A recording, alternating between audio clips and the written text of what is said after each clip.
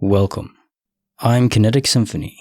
I hunt down and report on weird and true mysterious stories, from glitches to the paranormal. Case file number 1577, written by InVultusSolis, a surreal encounter in sunlight and silence.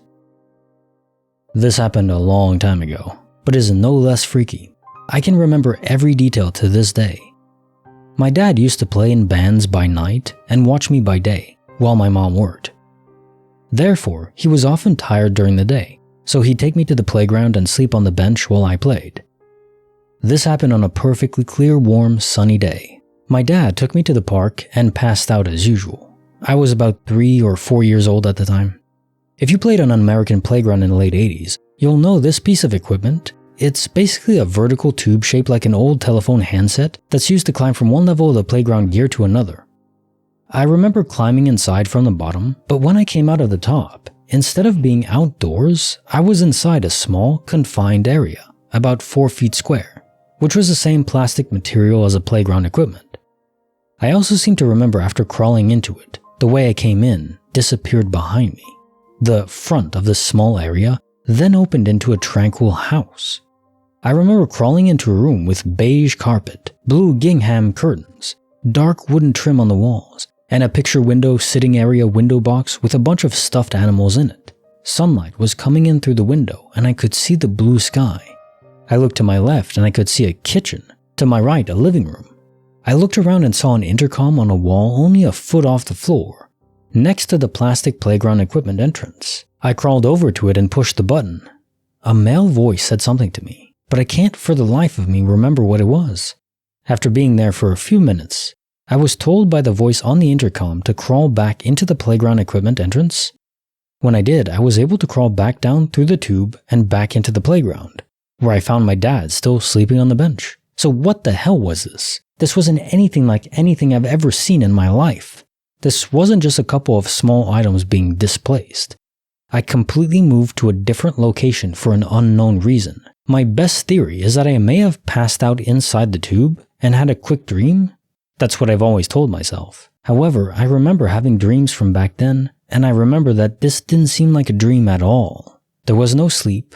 I remember being lucid the entire time. I'm about ready to file it under the I don't know, therefore aliens category, unless anyone has a better theory. Case notes, file 1577, a surreal encounter in sunlight and silence. Don't know, so it's aliens. Could go on my tombstone.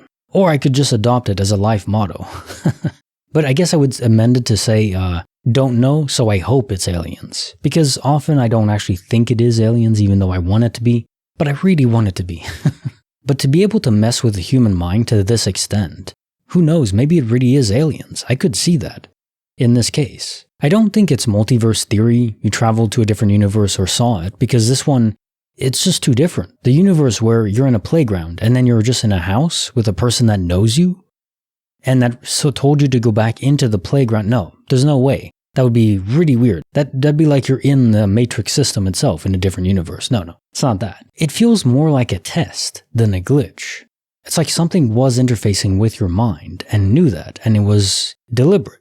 Also, the 3-Body Problem on Netflix, a new show, it's quite the watch, and I think it tethers a bit into this, where I don't want to spoil anything. I'll just say that in short, can we be certain that we can trust our own senses? That nothing is able to mess with the synapses firing in our brain in a certain way to produce a specific pattern that we see? That's a question. Makes you wonder, maybe all the glitches we're experiencing are deliberate to make us think that the universe is unstable, when it's not. Probably I don't really think that, but it is an interesting idea. Extremely terrifying, but interesting. Case file number 1578, written by BringsTheDawn, the car that emerged from thin air. Back in college, I was one of the few freshmen with a car, so friends often asked me to drive. This was especially true when it came to end of year and people needed to fly back home. They'd ask me if I could drive them to the airport. I'd say yes. And they'd usually pay for gas or buy me dinner as thanks. So I'm driving one of these friends to the airport via freeway when we get to telling some stories. This friend, we'll call him Josh, was a regular comedian. One of those Jim Carrey types who put his whole body into the gig. This will come into play shortly. We're driving along exchanging stories when it's Josh's turn. He gets into the act, gesturing wildly, when I realize I need to get over to the slow lane so I can take the exit to the airport.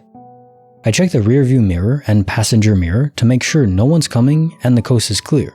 There's no cars around us for a good quarter mile in either direction. But I guess I was checking the mirrors too obviously, because Josh decides to stick his head out of the window as a joke. I'm talking everything neck up. Josh looks back down the freeway behind us, sees nothing, and angles his head to look at me, while still out of the window, and says, "You're good to go." So I start merging over and a car slams on the horn as I almost hit them while merging into the slow lane.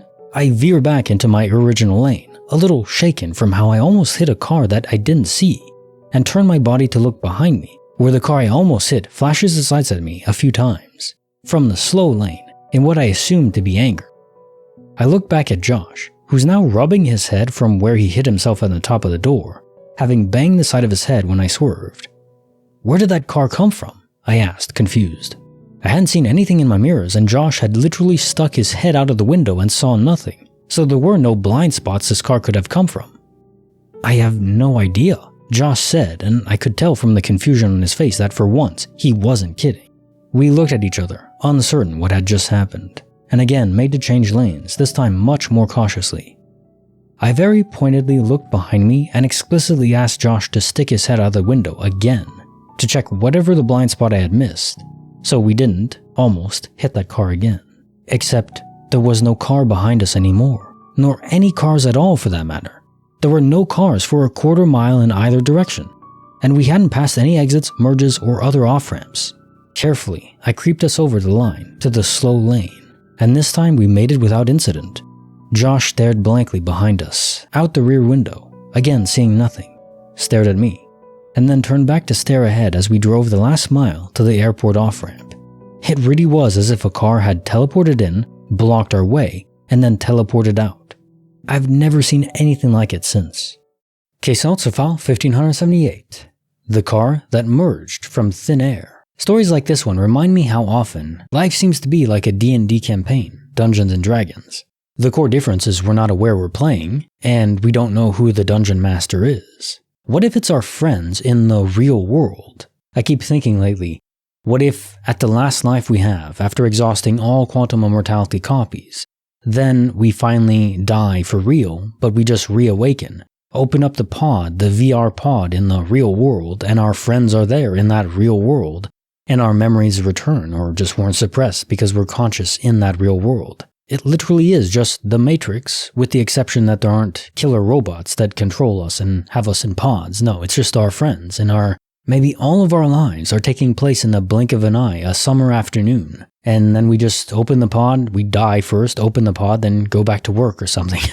Go back to our wife and kids there. What is so cool is this thought is not at all impossible. In fact, it's kind of likely. And if true, then our experiences here, our challenges, they matter. They were intended for us. Partly by us, we wanted to experience something challenging, and by the dungeon master, our friends or maybe an employee that works in the company that's hosting these advanced VR pods. So we go there, we sign up because we wanted a new experience. Something novel, where there isn't any real risk. We just don't know because that memory of reality is suppressed. Now, of course, this could all be wrong. Maybe this is just the only reality. But damn, it's fun to think about. But specific to this glitch of a car that just appears from nowhere but then vanishes again, that's the key. I don't think it's multiverse sight because you both acted like you were physically there. It wasn't just some ethereal sight of a soul. No, the whole car was there for the both of you. This other mystery car reacted directly to you and your presence, both in line of sight and both fully materialized. There's of course space-time portals, which are so common when driving. But that doesn't really fit. Even if the portal was a while away, so this mystery car took it, then appeared right next to you, in the moment you went to merge lanes, okay, that is plausible, but then how did it vanish? Because then you were in the same lane, neither merged, and then he vanished. Then you were still in the same vector direction, you would have crossed the space-time portal first, so you would be the one to vanish, not the other car, if there were two portals that were in such close proximity. So I don't think it could be that either. This one is quite hard to place. Now time for the quote of the day. If knowledge can create problems, it is not through ignorance that we can solve them. Isaac Asimov. It's a funny circle of life where we have problems, so we delve deep into our minds and analyze reality to determine a course of action that is predictable to solve the problem. The only problem is, by analyzing the universe, we discover new mysteries and new problems. So we keep digging to solve those problems, and then we create 100 new ones, and then we have to keep digging to solve those ones. And I don't know if there's an end to this. It may go on for infinity, which is exciting, but it really does make you wonder, is there a limit to the mysteries of the universe? It's fun to be along the ride with you to discover what we can. Like the video, subscribe, hit the bell. Kinetic Symphony signing off.